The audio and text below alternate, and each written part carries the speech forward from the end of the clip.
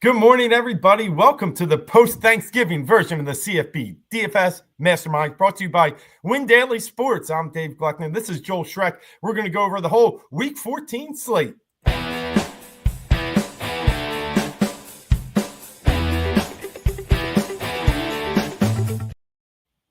I'm not sure why that intro just keeps teasing us, but Joe, we'll get it right one of these days. But welcome to, hey, I had a good Thanksgiving. How about you? I had a great Thanksgiving. Had a good day actually playing DFS on Thanksgiving. It was a good Thanksgiving day. The Dolphins came through for me at the end of the day. Yesterday was a lot of fun. There was a great Friday slate of college football if you guys got involved. And today's the big day. I know the college football season is starting to come to an end, but we still have some of the more exciting DFS weeks. So I'm looking forward to breaking it down with you. Yeah, what a day. I played dabbled a little yesterday. I didn't probably play as much as I wanted to just based upon some scheduling. But, yeah, played Thursday. Thursday was a nice day. And you're right. It's funny how even in a loss, the Dolphins were the better of the DFS teams against the Packers that night. Jonnu Smith was tremendous. Tua was the best quarterback. So, to your point, it was a good Thanksgiving. And I'm looking forward to today. We see some teams today. With Week 14 and having a spread out slate. Obviously, there were some games yesterday, a big slate. We're seeing some teams introduced into our main slate that either we haven't seen for a while or we really haven't seen at all. I mean, we've been talking about Missouri on this side. We haven't seen them on a slate in a long, long time, and we'll get into some of that. But I think it makes it really interesting in breaking down the slate. Yeah, and I think the pricing is interesting today. So we have our work cut out for us on who we're going to play, how we're going to construct lineups. I'm looking forward to getting into it with you. Let me pull up my screen. And we'll go game by game like we do every week and let you know what plays we like. So we'll start today. Let's zoom in a little bit. It's a little small, so let's get this view a little bit better. And we'll start today with this Louisville, Kentucky game. This is not going to be a great DFS environment. Kentucky's a defensive team, not super high pace. I typically like Louisville, but I don't know if the Kentucky matchup is one I'm going to want to look to target. With all that being said, there's actually a couple plays here that I think are viable. And we're going to start on the Kentucky side with Jamarian Wilcox, the running back. He's just cheap. I don't think he's a great player by any means, but at 3,800 for the usage that he'll get today, he's not a must-play by any means, but if you're looking for an under 4K running back, he'd probably be the one I'd go to. But he's going to come with some ownership, so keep that in mind if you're thinking about trying to jam him into your lineups. On the other side of the ball, I always like show. Isaac Brown has become a star at only 6,500. If he's fully healthy, even against a pretty tough Kentucky defense, I think people are still underpricing him here at 6,500. So Brown will be my preference on the Louisville side. Yeah, and I got to always put in my plug. Every single time we talk Louisville, I talk Chris Bell. And in the last 2 weeks, he's put up 50 combined points. I mean, a little disappointing last week. He gets off to this huge start, 21 points, doesn't see a catch for the last two and a half quarters. But still, his salary went down because last week he broke the 5K. He's back under it this week. So at 4,700, I think it's still a nice spot, in my opinion, for Chris Bell, who does see the long ball, sees a good amount of volume, is clearly the second receiver on this team. We can all talk about Ja'Cory Brooks. He's steady as they come. I mean, over 1,000 yards receiving this year, 9 touchdowns, 21 points a game.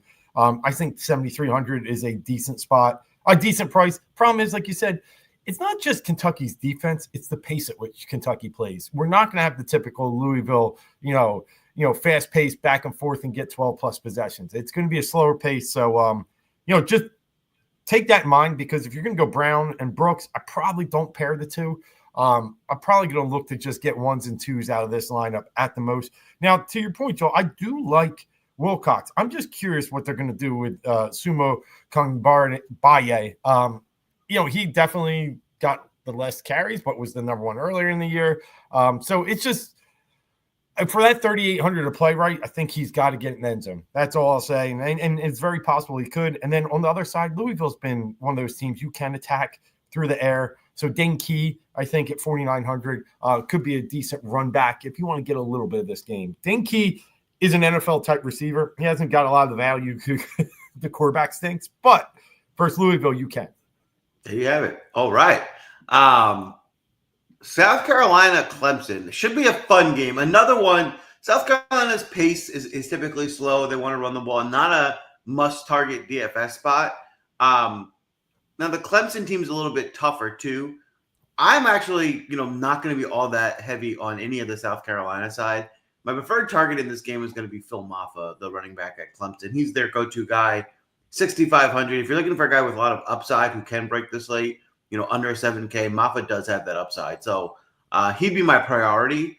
And then might be interested in one of these value Clemson receivers, between Wesco or Moore. They're both very affordable, 3,500 or 3,100.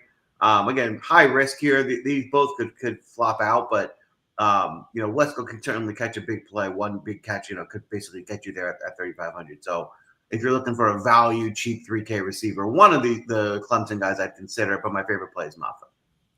Yeah, I don't disagree. I think Moffitt's been great. The other one is Antonio Williams, but he's now priced up kind of in that range. But, just watching the Pitt game, I remember watching that 2 weeks ago. He just took every target, 13 catches, was huge in that game. And then backed it up last week with another solid game. So I do like Antonio Williams in this spot. I think, he's clearly become the primary target. But, when we talk Clemson, there's always someone that breaks out. And whether it's Maffa, whether it's Williams, and in past cases, you've always had your eye on Brenningstool. He's questionable today, but now he's dipped under the 4K range.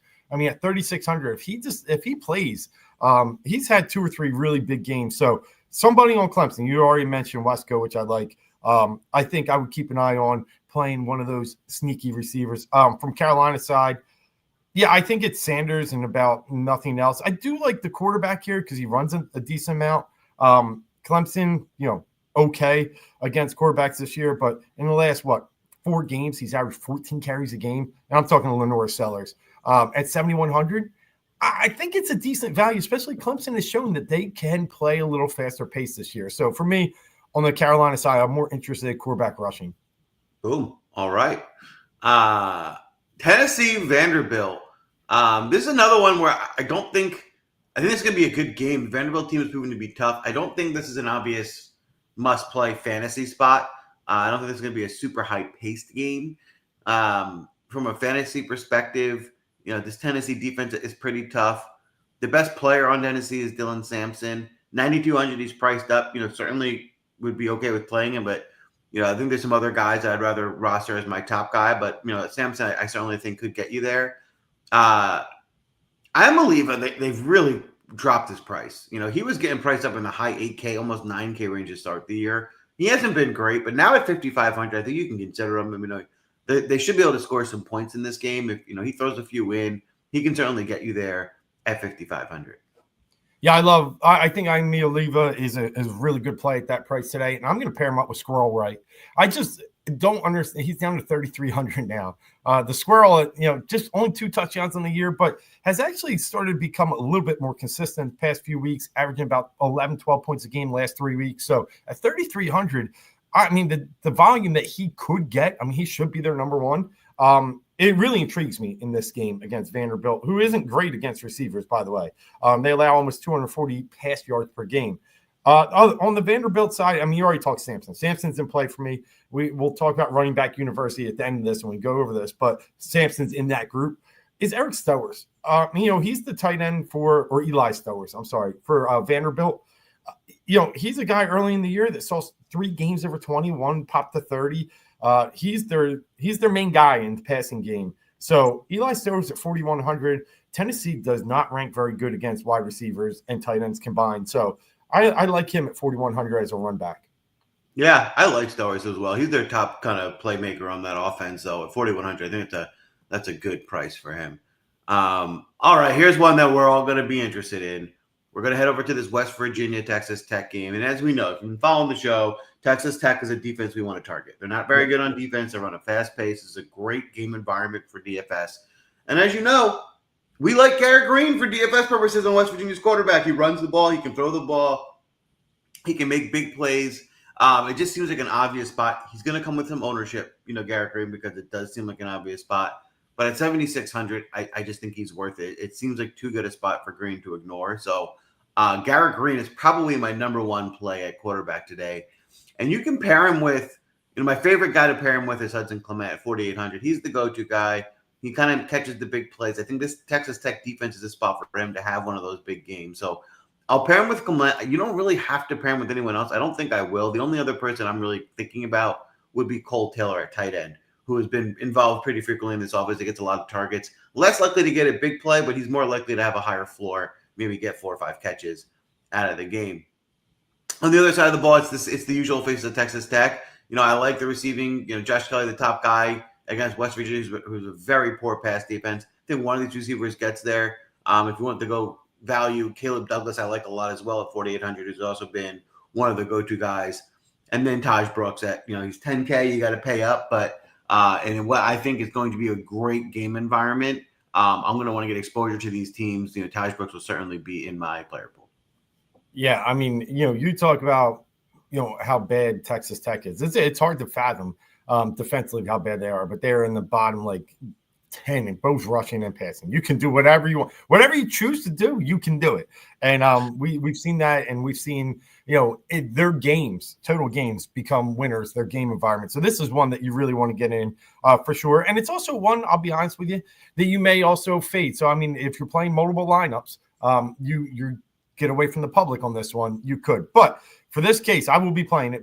Morton was the top quarterback on the slate last week in week 13. He ended up with 32 points, a 6K quarterback, 64 now. I think it's a great spot. And then, like you mentioned, the receivers, great spots. Caleb Douglas was huge again last week. I think I'd go back to him more than any of them. And he even dropped a couple K, I think, after a good game. So on the West Virginia side, here's the point that I want to make. Garrett Green, no doubt, top 3 quarterback for me. Got it. I'm with you. What do we do in the running game? Last week, C.J. Donaldson finally out-carried Jaheim White for the first time since week 7 against Kansas State. And he's only done it 3 times in total this year. Both are 4,300. Both are in great situations. I'm going to lean C.J. Donaldson. I'm going to say to give the Elder a little bit more carries this week, especially after he pops 19 for 96 last week, put in 2 touchdowns. So I'm leaning C.J. Donaldson, but I do think you got to play one of them. Not got to, but should try and play one of them against this Texas Tech, but just one, not both. Would you still play one with Green, or would you only play one if you don't play Green? You wouldn't put them together. I agree. It's especially if you're going for a game stack, you can get maybe a guy or 2 run back on Texas Tech. I think this is a game that could be over 70 points because it could be such a perfect game environment. So I like that call there. Yeah, and for the way they do it, they're going to score from further out than Green. So if they score, longer touchdowns, you're going to get your value at 4,300. Now, would I pair them if they were 6,300, 7,300? No way. But at 4,300, yeah, Joel, I think I would consider it. That's a good call. All right. Baylor and Kansas. This is another good game environment. These are 2 fast-paced teams that can move the ball. This is a spot that you'll want to target. I think a lot of guys are in play here. I think both quarterbacks, I like what Sawyer Robertson's been doing with this Baylor offense. They're dynamic. They spread it out to a lot of receivers. Against a Kansas defense that's pretty poor, especially against the pass. I think Robertson can certainly get you there. Jalen Daniels has also been coming on recently. He gets it done with his legs and with his arms. They're playing much better football now than they were in the beginning of the year. This Kansas offense, I think this ends up being a shootout type game. So I'd be happy to play Daniels or Robertson in this spot. Obviously, Neal is the best player at Kansas. They've priced him up here at 8,700. I'm never going to steer you away from Neal. I think he's certainly in play. There's a couple other guys I'd rather pay up for. I won't be overly exposed to Neal today, but I certainly wouldn't be afraid to play him. If you like Neal, go fire away because it is a really good spot for him here. And then I like the price of Grimm. Grimm's the top receiver on this Kansas side at 5,500. I think he's affordable. I think he'd certainly make some big plays against this Baylor team, but you can also play Daniels, alone. You don't have to stack him in this environment. On the other side, Ashton Hawkins is just way underpriced. I mean, he's their slot receiver. He's been getting targets. 4 or 5 catches is almost his floor at 3,600. I like Hawkins, especially if you're looking for someone to pair with Robertson. Yeah, it's a great game to be in. I agree with you. Robertson's one of my heroes of a recent week, and then the same when we go into Bryson Washington. He's just been fantastic. Even last week when he didn't really pop, he still got 28 carries. And he still went for 113 rushing yards. I mean, he just didn't get an end zone, and he didn't get the catches he was getting. Otherwise, this is a 25, 30-point week again. So volume's the key when we get into running backs, and he's going to have the volume today. Kansas allowing over 140 yards on the ground to running backs. And Bryson, there's no other carries that go anywhere else except maybe to Robertson, right? So love Bryson Washington today. Like him better than Devin Neal with 1,100 less. like you said, Joel, Devin Neal's great. Never going to steer you away from him. The lowest he's ever got us this year is 13 points. He's going to be steady as they come. So like him in this matchup too. And as you said, Grimm, I'm good with. And Cameron on the Baylor side, I like where we're at from a receiver perspective, but Cameron's one of those that he wins you the slate or he doesn't. He's my Jamar Chase of the college football. He's going to go for a huge game. He's got a 24, a 31, and a 34, and he's got a few at 1, 3, and 2. Like, just live and die with this, because if he breaks it at 4,400, he's going to have a big one.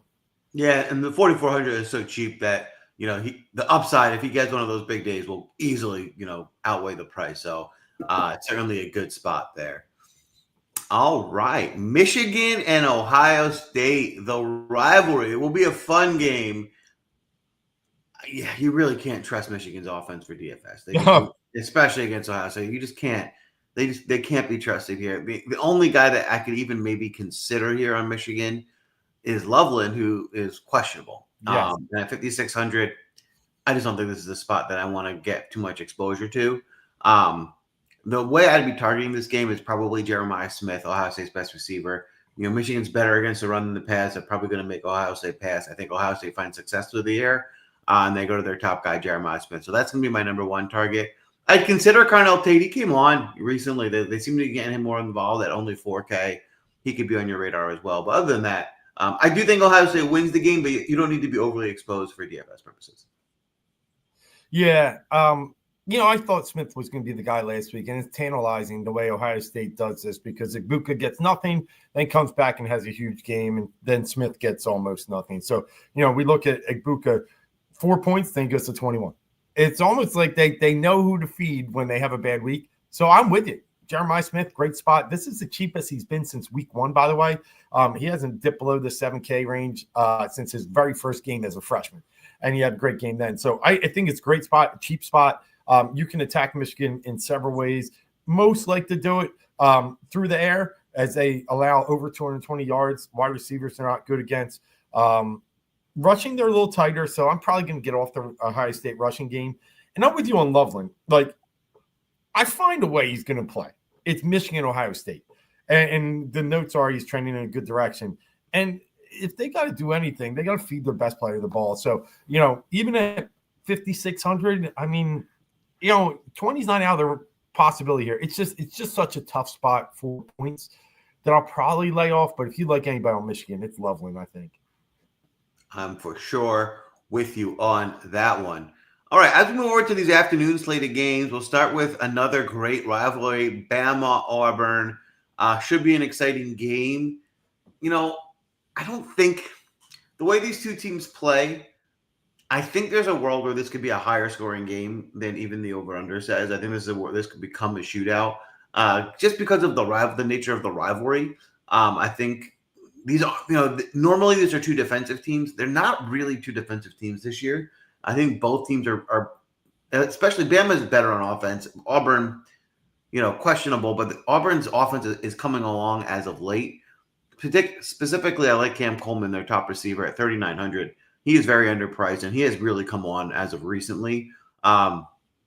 This kid is a big freshman. I think he's a 5-star recruit, big-time prospect at 3,900. I think he certainly has a lot of upside on what I think will be a really big rivalry game. And he'll want to show that maybe he's the best freshman in the country over Ryan Williams, who's been getting all the media attention. So Cam Coleman is a value spot at 3,900 is my favorite play in this game. He'll be one of my favorite value receivers that I'll be looking to target this week. On the other side, I like Ryan Williams at 6,700. I mean, much harder to get to, right? You got to pay up.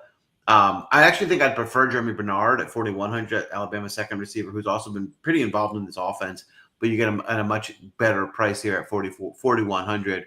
And then, of course, there's Milroe, which, in a rivalry game like this, I can certainly see him having a stealing game, but he'll certainly need to do that to pay off the price tag at 9,900.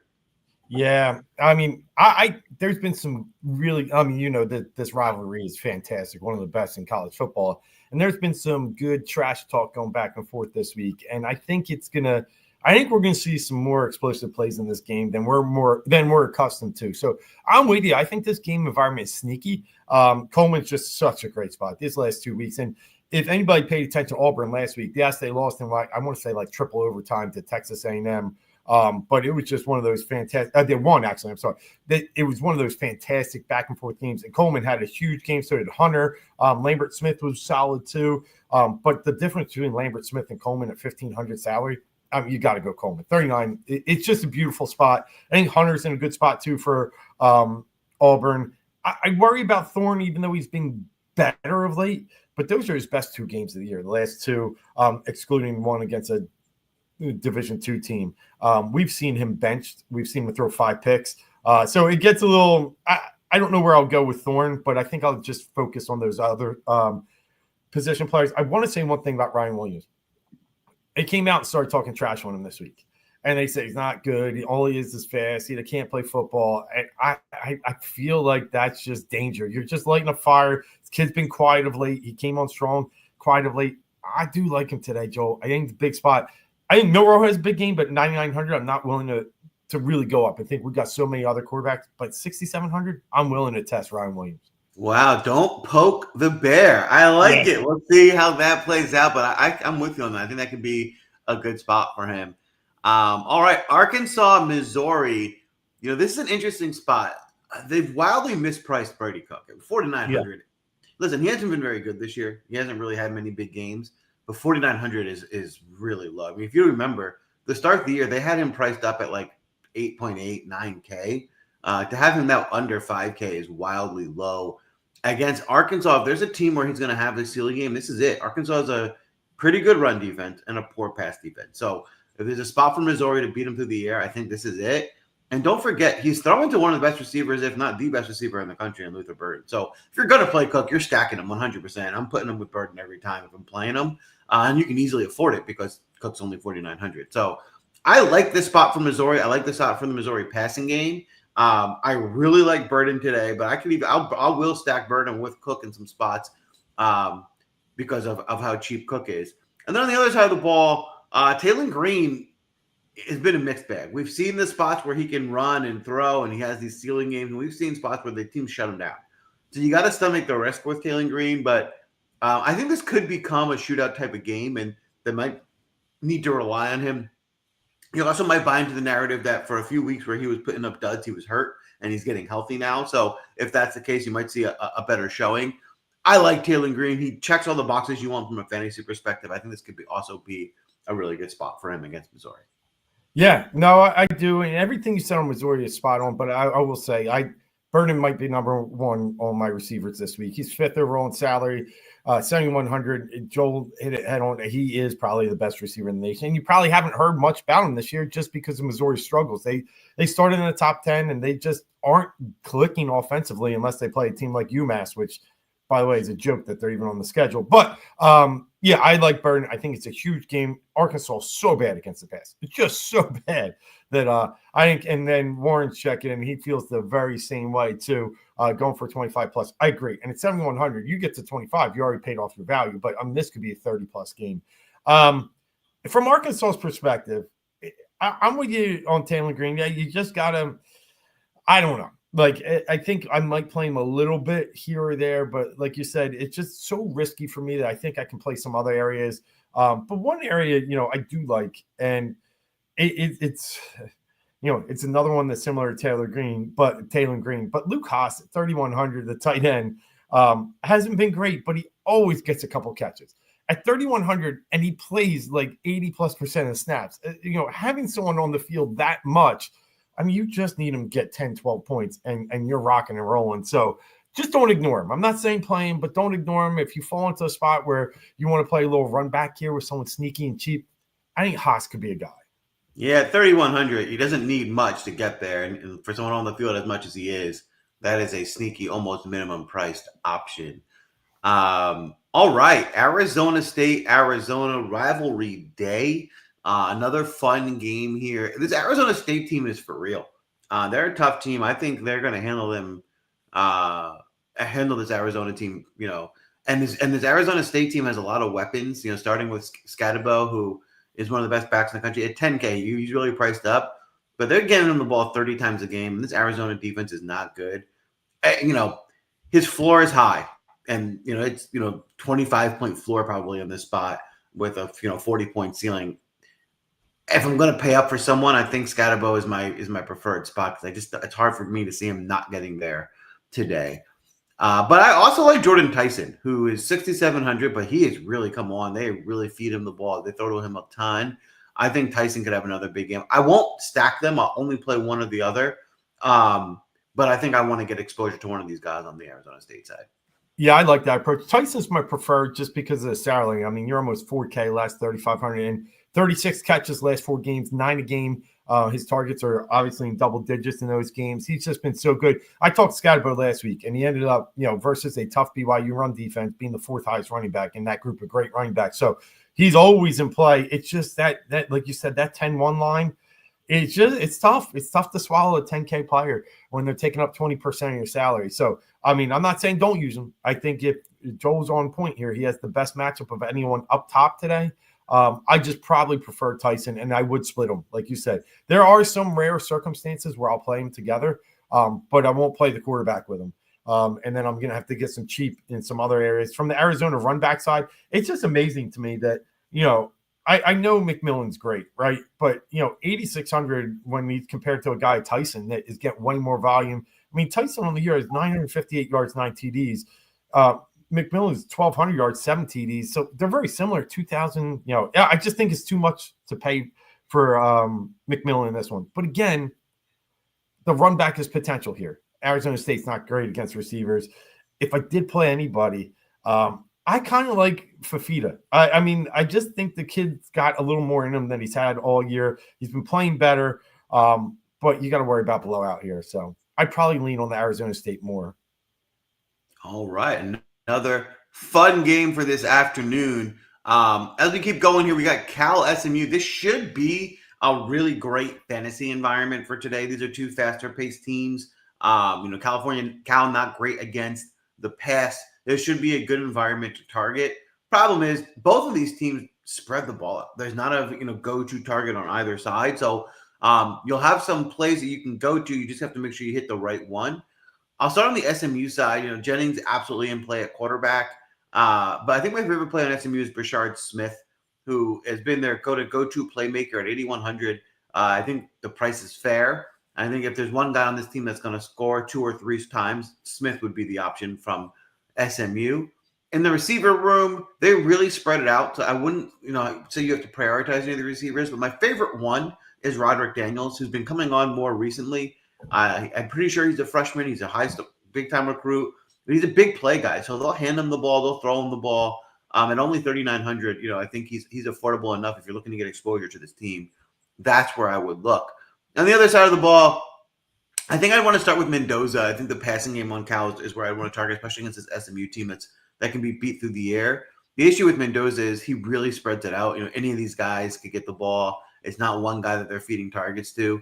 I'll say my favorite of the bunch right now is probably Jonathan Brady at 3,500, but that's by a small margin. Yeah, and I'll throw Jack Endries in there. Again, we go back to tight end university at 4,100.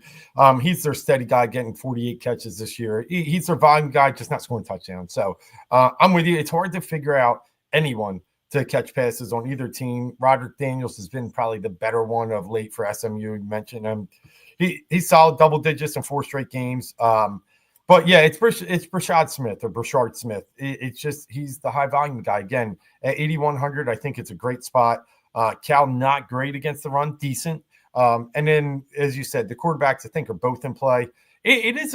Mendoza's been driving me up a wall a little bit because you get your 36-point game against Wake, your 29, almost 30-point game against Stanford. Syracuse, you just crap the bed. I couldn't believe that. Syracuse is not a good pass defense. He just couldn't get going until late in that game through 2 picks. So is volatility with Mendoza is all I'm saying. But 6,800, I think he's worth a look here. For sure. And speaking of Syracuse, they got a tall task this afternoon as they're taking on Miami. The thing that's tough with this game, this is a great spot, a great DFS game, definitely one I want to get involved in. The issue is they've priced them up so much that it's hard to fit them in your lineups. You really got to love this game. I think the strategy for me for this game is either go all in on it, where I want to just get a lot of exposure, or kind of fade it. I'm not fading it because I don't like the game. I'm only fading it because you really can't afford all these guys unless you're really kind of going all in on this game, right? Like Cam Ward at 10-7. I love Cam Ward. It's a great spot for him, but the payoff 10-7, he has to be so good. I just think there's better ways to build a lineup. I think my preferred way of playing Miami is Damian Martinez, where I think Syracuse is even worse against the run than against the pass.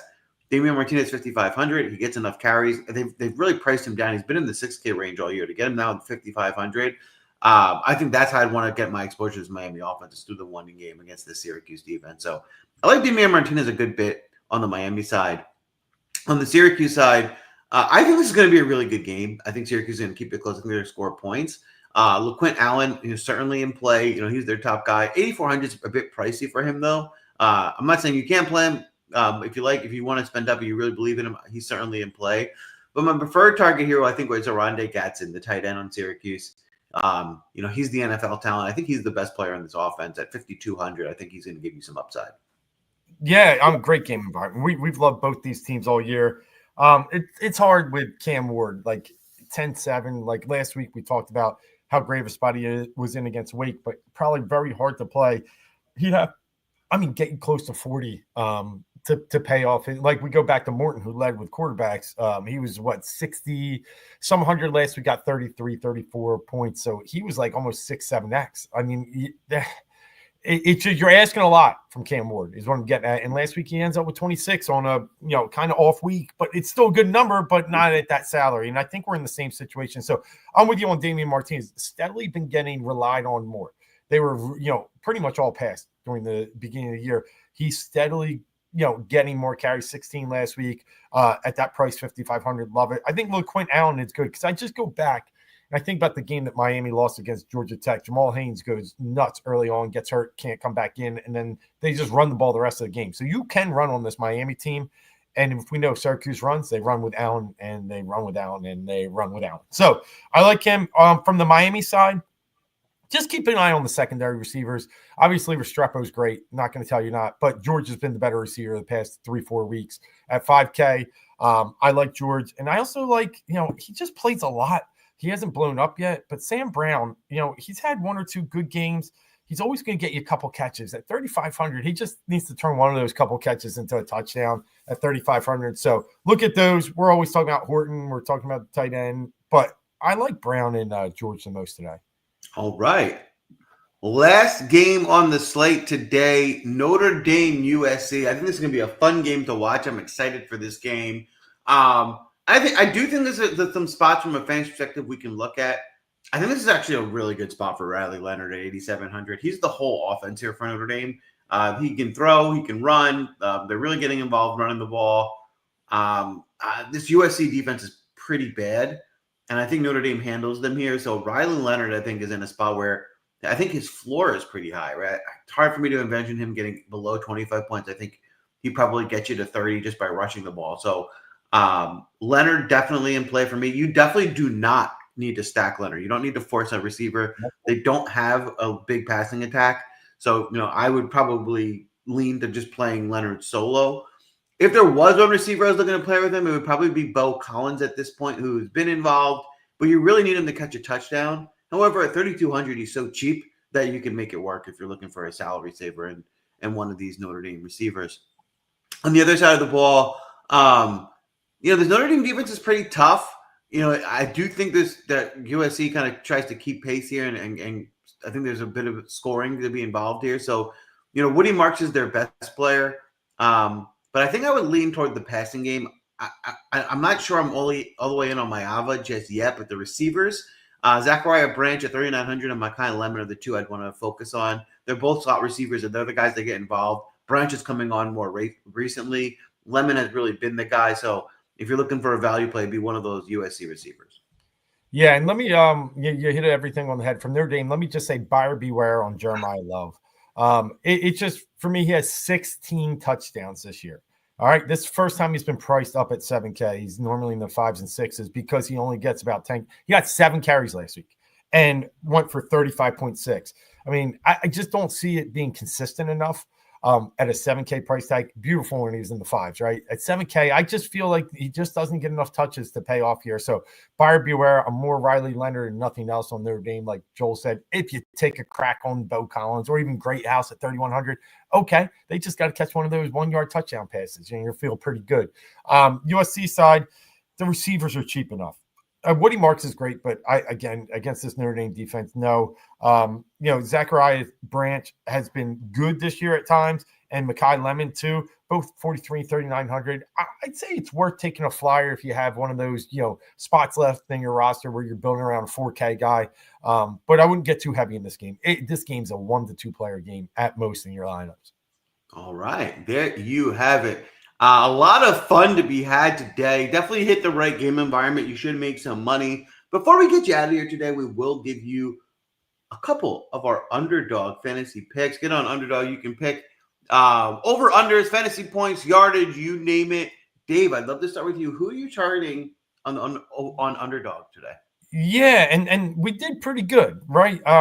Last week, my guy RJ Harvey was able to get over the number late in the game. We were on running backs, and that was a big one for us. So I'm kind of feeling another running back type week.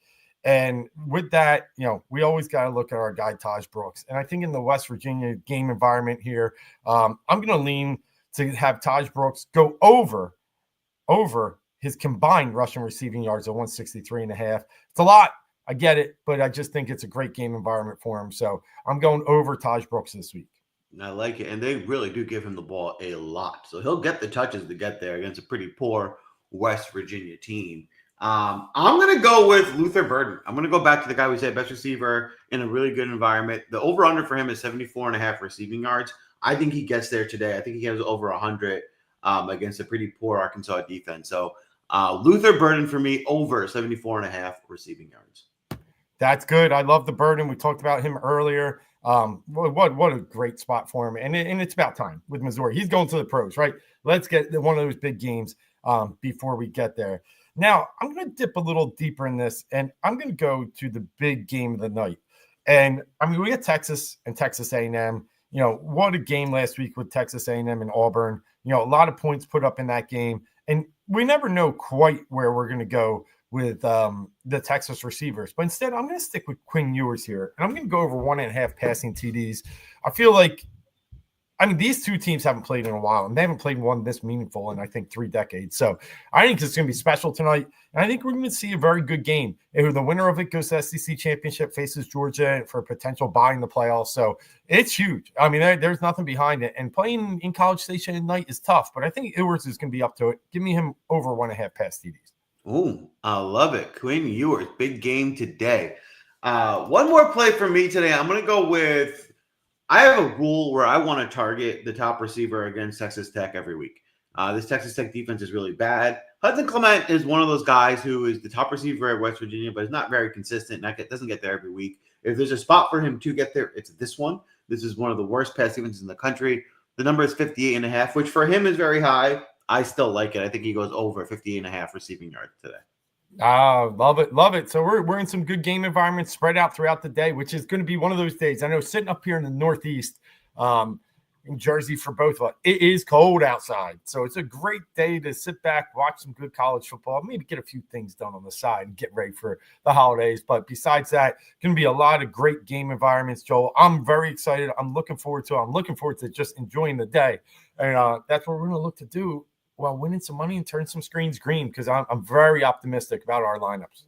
I love it. I love it. Today's the perfect day to stay in, eat some Thanksgiving leftovers, and make some money on this DFS slate. Good luck to everyone if you can. Don't forget, give us a follow, hit the like button. It goes a long way. And if you win some money today, show us the green screens. We appreciate it. We'll come back next week, and we'll do it all over again. Good luck today.